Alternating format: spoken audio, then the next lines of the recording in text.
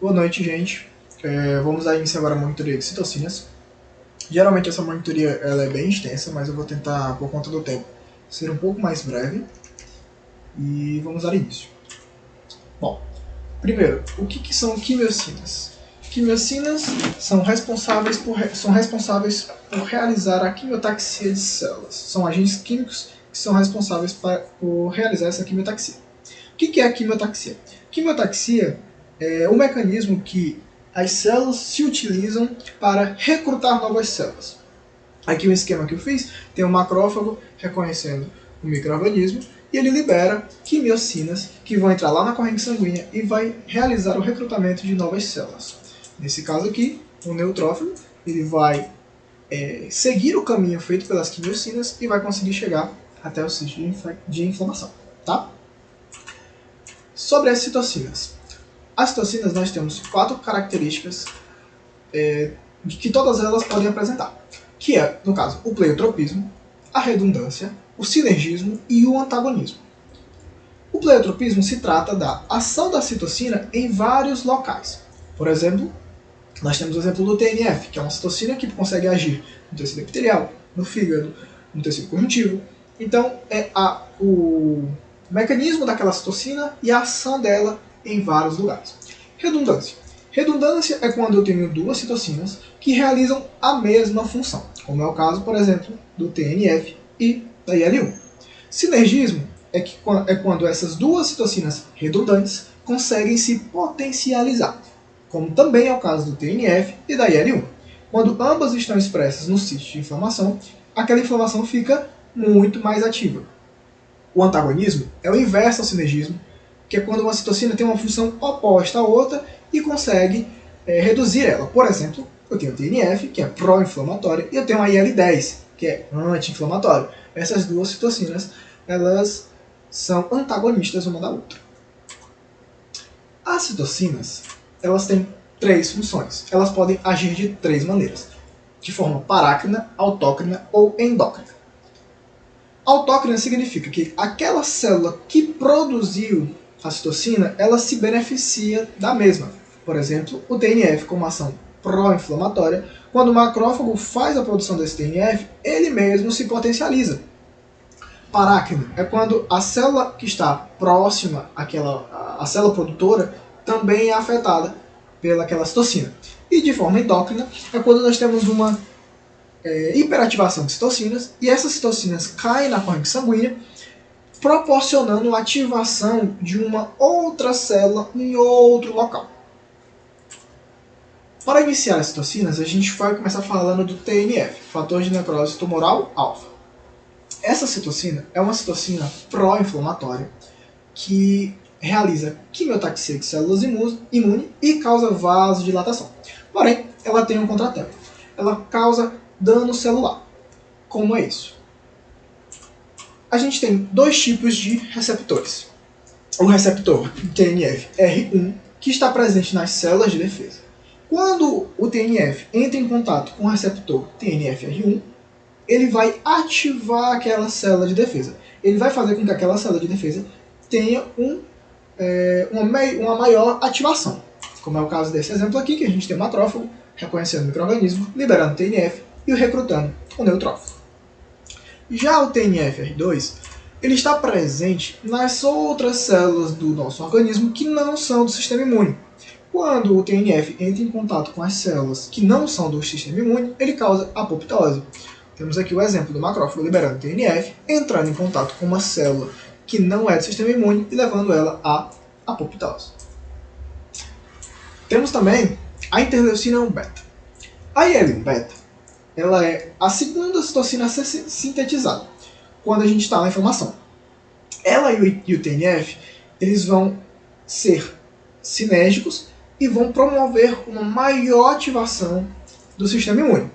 Essas duas citocinas, elas estão presentes na imunidade inata e são as primeiras citocinas a serem liberadas. A IL-1, ela é eu gosto de falar que ela é a correção do TNF. Ela realiza as mesmas funções do TNF, como vasodilatação, recrutamento de células, porém ela não causa apoptose nas células que não são do sistema imune. Ok? A IL-6 é a nossa terceira citocina. Essa citocina ela já é uma citocina dual. Como assim uma citocina dual? Quando a IL-6 chega no sítio de inflamação e ainda há muita expressão de TNF e IL-1, essa citocina vai entender que o mecanismo a ser realizado vai ser um mecanismo pró-inflamatório, porque ainda há inflexão, ainda há inflamação, ainda necessita de mais inflamação. Necessitamos agora da imunidade adquirida dessa inflamação. Então a IL-6, neste caso, ela vai estimular uma ação pró-inflamatória.